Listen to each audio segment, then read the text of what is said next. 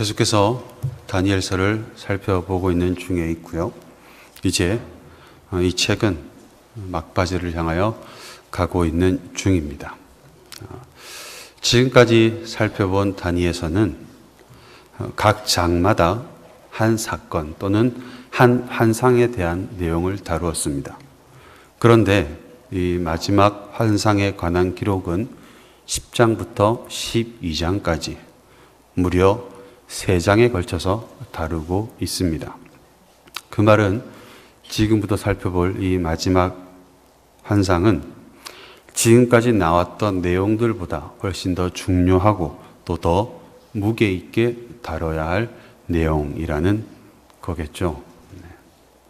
한번 살펴보도록 할 텐데 미리 말씀드릴 것은 다니엘서는 정확한 해석이 불가능한 부분이 굉장히 많다고 말씀드렸습니다. 그런데 특별히 이 마지막 부분은 정말로 많은 부분이 그러합니다.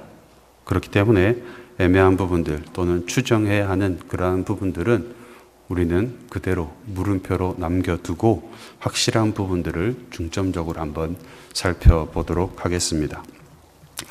먼저 이 10장에 나타나는 이 사건은 언제 일어난 일인가 하면 1장에 보면 바사왕 고레스 제3년이라고 밝히고 있습니다.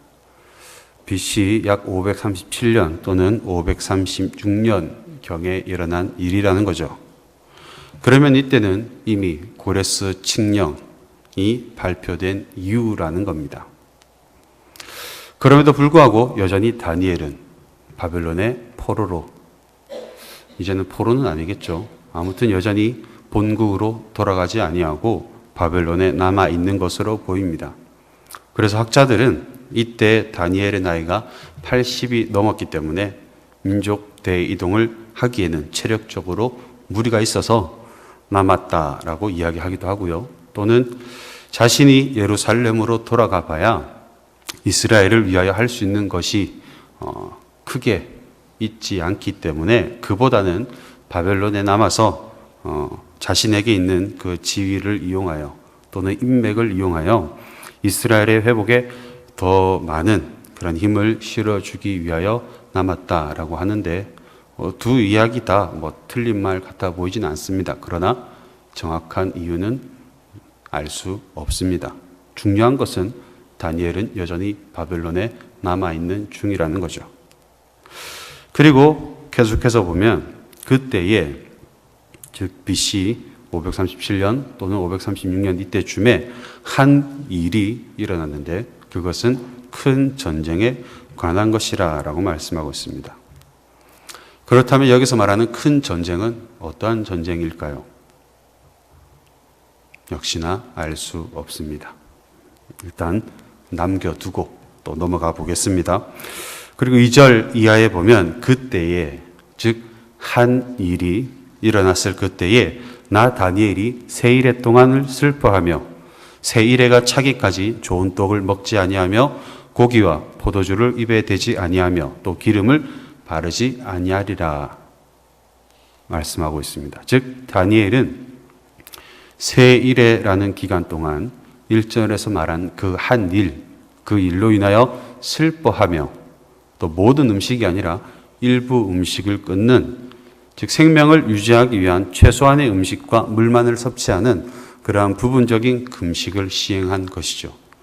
그리고 그는 이 기간 동안 음식만을 끊은 것이 아니라 몸에 바르는 기름도 끊었다는 것인데 자, 우리도 겨울이 되면 건조해집니다. 건조해지면 뭘 바르죠? 보습제, 수분 폭탄 크림 이런 거 막 바릅니다. 촉촉하게 만들죠. 자, 안 바르면 어떻게 되나요? 따갑고 갈라지고 아프고 고통을 동반합니다. 마찬가지로 고대근동 지역은 1년 내내 매우 건조한 기후입니다. 그렇기 때문에 피부를 보호하기 위해서는 이 기름을 발라야 되는 건데 다니엘은 바르지 않았다라는 것이죠. 그렇다면 여기서 나타나는 다니엘의 심정은 어떤 걸까요?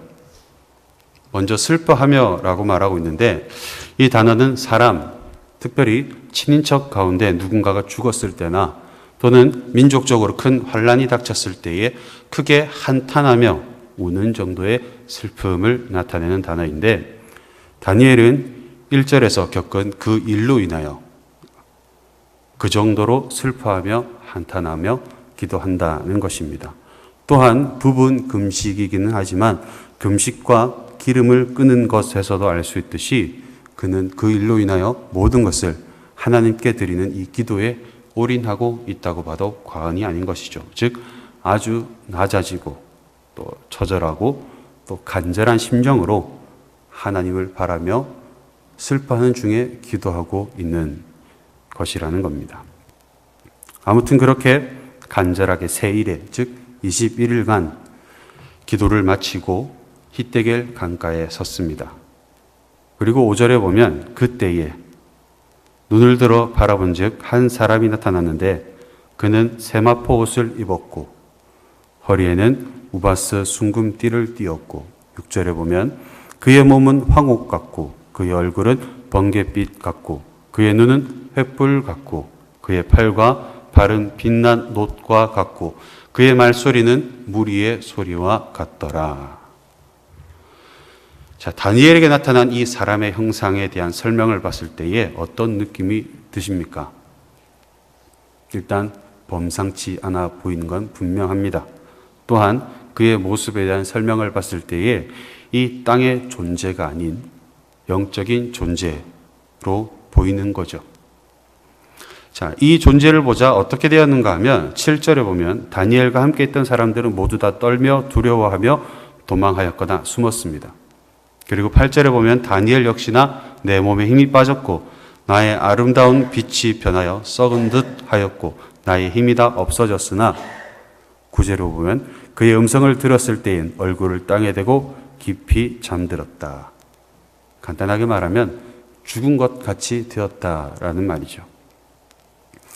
그러자 10절에 보면 이 영적인 존재가 다니엘을 어루만져서 다시 일어서게 만들었고 그에게, 즉 다니엘에게 이렇게 말합니다. 11절 중반부터 보면 내가 내게 보내심을 받았느니라. 그리고 12절에 다니엘아 두려워하지 말라. 내가 깨달으라 하여 내 하나님 앞에 스스로 겸비하게 하기로 결심하던 첫날부터 내 말이 응답받았으므로 내가 내 말로 말미암아 왔느니라. 자, 무슨 말인가 하면 다니엘은 앞에서 한 일, 즉 큰 전쟁에 관한 일을 경험했습니다. 그러자 다니엘은 그 일로 인하여 아주 슬퍼하며 21일간의 기도를 시작하였죠. 그러자 이 영적인 존재, 즉 천사는 다니엘이 이 일에 대하여 깨닫고 겸비하기로 작정하여 기도를 시작한 그때에 이미 이 기도에 대한 응답을 가지고 다니엘에게 왔다라는 말입니다. 그렇다면 다니엘이 앞에서 드린 이 21일간의 기도의 목적은 어디에 있는가요? 자신이 하나님 앞에서 겸비하기 위하여 드린 기도가 맞죠? 아닌가요? 네, 맞습니다. 네. 자신이 하나님 앞에서 겸비하기 위하여 이 21일간의 기도를 드린 것이고, 그러자 그 즉시 기도의 응답을 가지고 이 영적인 존재가 다니엘에게 온 거죠. 자, 그러면 지금까지 기록된 내용에 대하여는 대부분의 내용이 이해가 되셨을 겁니다. 그러나 한 가지 의문이 남죠. 과연 다니엘이 본 이 일, 즉 큰 전쟁은 무엇을 뜻하는 것인가? 그리고 이 전쟁이 도대체 무엇이기에 하나님 앞에서 날마다 겸손함으로 기도하였던 자로 하여금 그보다 더욱 겸비하게 되기 위하여 기도를 하게 만들었는가? 이 전쟁은 도대체 무슨 전쟁인가? 이 질문을 풀기 이전에 먼저 이 천사를 조금 더 추적해 보도록 하겠습니다. 먼저 이 천사는 이름이 나타나지 않습니다. 그래서 어떤 학자는 가브리엘 천사라고도 이야기를 하는데 사실 그럴 확률은 매우 희박한 것이 다니엘은 이미 가브리엘 천사를 본 적이 있습니다. 그때 다니엘의 반응은 본문 7절, 8절에 나타난 모습처럼 극심한 두려움을 보이지는 않았죠. 또한 이 존재가 가브리엘 천사가 맞다면 다니엘은 이름을 기록해 놓았을 것입니다. 그러므로 이 존재는 가브리엘로 보기는 힘들고 그냥 이름 모를 천사 정도로 해두는 것이 합당해 보입니다. 그렇다면 여기서 끝인가? 그렇지는 않습니다. 다니엘은 이 이름 모를 영적인 존재, 즉 천사를 보자 극심한 두려움에 빠졌습니다. 거의 죽은 것처럼 되기까지 하였었죠. 그런 그가 이 존재를 제대로 볼 수 있었을까요? 아마 두 눈으로 똑똑히 뜨고 면밀히 관찰하지는 못했을 겁니다. 이렇게 곁눈질로 힐끔힐끔 볼 수밖에 없었겠죠. 그렇게 본 이 존재에 대한 설명이 무엇인가 하면 한 사람이 세마포 옷을 입었고 순금띠를 띠었고 몸은 화곡 같고 얼굴은 번갯빛 같고 눈은 횃불 같고 발과 팔은 빛난 녹과 같고 말소리는 무리의 소리와 같았다라는 것입니다.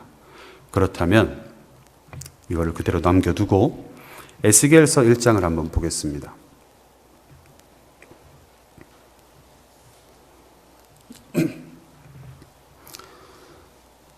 제가 가진 성경으로 1151페이지에 있습니다. 에스겔서 역시나 에스겔 선지자가 봤던 환상을 기록하고 있는 책입니다. 이 에스겔서 1장 4절에 보면 북쪽에서부터 폭풍과 큰 구름이 오는데 그 속에서 불이 번쩍번쩍하여 그 빛이 그 사방에 비치며 불 가운데 단쇠 같은 것이 나타나 보이고, 그리고 5절에 보면 그 속에서 내 생물의 형상이 나타나는데 그들의 모양이 이러하니 그들에게 사람의 형상이 있더라.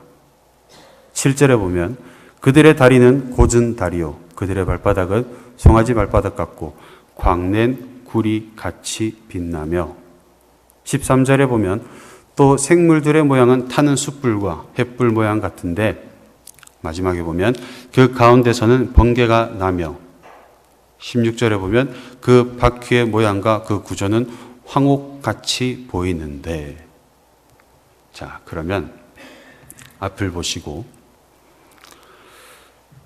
다니엘이 힐끗힐끗 쳐다본 이름 모를 천사와 에스겔이 본 존재가 같은 존재일까요? 다른 존재일까요?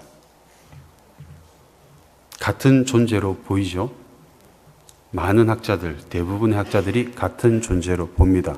그리고 그 말은 무슨 말인가 하면 다니엘서에 나타난 이 마지막 10장부터 12장에 나타난 이 환상은 에스겔서 전체에 나타난 이 환상과 아주 밀접한 관련이 있다는 것이죠. 그렇다면 1절에서 말했듯이 다니엘서에 나타난 이 마지막 환상은 큰 전쟁에 관한 것이었습니다. 그렇다면 에스겔서에도 전쟁에 대한 이야기가 나와야겠죠? 나올까요? 나옵니다. 7장 1절부터 보면 제가 읽겠습니다. 한번 들어보십시오. 또 여호와의 말씀이 내게 임하여 이르시되 너 인자야 주 여호와께서 이스라엘 땅에 관하여 이같이 말씀하셨느니라. 끝났도다. 이 땅 사방의 일이 끝났도다. 3절에 이제는 내게 끝이 이르렀나니 내가 내 진노를 내게 나타내어 내 행위를 심판하고 내 모든 가증한 일을 보응하리라. 5절에 보면 주 여호와께서 이같이 이르시되 재앙이로다. 비상한 재앙이로다. 볼지어라. 그것이 왔도다. 6절 끝이 왔도다. 끝이 왔도다. 끝이 너에게 왔도다. 볼지어다. 그것이 왔도다. 10절 볼지어다. 그 날이로다. 볼지어다. 임박하도다. 정한 재앙이 이르렀으니 몽둥이가 꽃이 피며 교만이 싹이 났도다. 그리고 4절과 9절에 같은 구절이 나오는데 내가 너를 불쌍히 여기지 아니하며 긍휼히 여기지도 아니하고 내 행위대로 너를 벌하여 내 가증한 일이 너희 중에 나타나게 하리니 내가 여호와인 줄을 너희가 알리라. 그리고 나 여호와가 때리는 이임을 내가 알리라. 그리고 14절 그들이 나팔을 불어 온갖 것을 준비하였을지라도 전쟁에 나갈 사람이 없나니 이는 내 진노가 그 모든 무리에게 이르렀음이라. 자, 그렇다면 이 전쟁이 어떤 전쟁인가요? 전쟁이라기보다는 여호와 하나님의 마지막 심판을 나타내는 것으로 보이죠. 그러므로 결국 다니엘에게 나타났던 한 일은 바로 이 마지막 전쟁, 즉 마지막 심판에 관한 일인 것으로 볼 수 있는 것입니다. 그렇다면 이 마지막 전쟁, 즉 역사 이래로 없었던 이 무시무시한 전쟁, 즉 종말을 대하는 다니엘의 태도는 어떠했는가 하면 슬퍼했습니다. 무엇에 대한 슬픔이었을까요? 이스라엘에 닥칠 심판에 대하여 슬퍼했을 수도 있겠지만 그보다는 12절을 볼 때에 우선적으로는 자기 자신이 처한 현실에 대하여 슬퍼한 것으로 보는 것이 더욱 합당해 보입니다. 그래서 그는 그의 모든 것을 끊어냅니다. 육신의 생존을 위한 최소한의 것만을 유지시킨 채 모든 것을 끊어내죠. 그리고 온전히 하나님만 바라는 마음으로 기도를 드립니다. 여기서 우리가 조심해야 될 것이 무엇인가 하면 다니엘은 이렇게 기도했기 때문에 응답받았다 라고까지 생각해서는 안 된다는 거죠. 물론 틀린 말은 아니고 맞는 말일 것입니다. 그러나 응답에 대한 부분은 하나님께 속한 영역이고 또한 기도를 드리는 것이 응답에 대한 공로가 결탄코 될 수 없기 때문에 우리가 가져야 할 생각은 그는 단지 자신이 처한 현 상황에서 자신이 할 수 있는 일, 즉 가장 최고의 겸손으로 하나님께 기도를 드린 것뿐이라는 거죠. 그리고 또 하나 기억해야 될 것은 다니엘은 평소에 기도를 안 하다가 갑자기 급한 일이 닥치자, 발등에 불이 떨어지자 이렇게 금식한 것이 아니라는 것입니다. 그는 늘 전에 하던 대로 어떠한 일이 있건 없건 기도를 드려왔었고 그 가운데 오늘 본문에 이 기도가 있는 것이죠. 그 결과 하나님은 다니엘에게 이렇게 말씀하십니다. 12절에 보면 다니엘아 두려워하지 말라. 단지 떨고 있으니까 무서워하지 말라라는 말씀이 아닙니다. 그런 의미도 없지는 않겠지만 구약 성경에서 이 문장은 구원의 메시지를 시작할 때에 시작되어지는 관용어구처럼 사용되는 문장입니다. 즉 정리를 해보면 다니엘은 마지막 때에 일어날 일, 즉 큰 전쟁에 대한 환상을 본 것 같습니다. 그래서 그는 자신의 모습을 보게 되었고 그로 인하여 극심한 슬픔의 마음으로 자신의 모든 것을 비워내는 최고의 겸손의 마음으로 하나님께 구원의 은혜를 구하는 기도를 드리게 된 것이죠. 그리고 그 결과 하나님께서는 이름 모를 천사를 보내셔서 다니엘에게 두려워하지 말라. 다시 말해서 다니엘아, 마지막 때가 되면 극심한 전쟁, 즉 심판이 있을 것이다. 그러나 너는 두려워하지 말라. 내가 너를 구원해 줄 것이다. 라는 말씀을 하시고 계시는 것이죠. 그렇다면 오늘날로 한번 돌아와 보겠습니다. 약 2550년 전 다니엘은 마지막 때에 대한 환상을 보았고 우리가 살아가는 오늘은 그때로부터 약 2550년이 지났습니다. 그렇다면 오늘은 마지막 때인가요? 아니면 아직 멀었을까요? 9장의 환상에서도 알 수 있었지만 지금은 그 누구도 부인할 수 없는 말세지말, 즉 모든 예언과 환상의 내용에 대하여 기록된 말씀에서 바라보던 마지막 때가 바로 지금이라는 거죠. 그렇다면 우리는 오늘을 어떻게 살아야 할까요? 두려워함으로, 공포심으로? 아닙니다. 언제 닥칠지 모르는 진짜 그 마지막 순간을 준비하며 기다리며 살아야 하는 것이죠. 그렇다면 어떻게 사는 것이 마지막 순간을 준비하며 살아가는 것인가? 당연히 기도하며. 너무나 당연한 말이죠. 그런데 다니엘은 그냥 기도한 것이 아닙니다. 여기에 아주 심오한 비밀이 숨어 있는데 10장 4절에 보면 다니엘이 이 금식을 끝낸 시기가 나오고 있습니다. 이 금식을 끝낸 시기가 언제인가 하면 첫째 달 24일이라고 나오죠. 첫째 달 24일.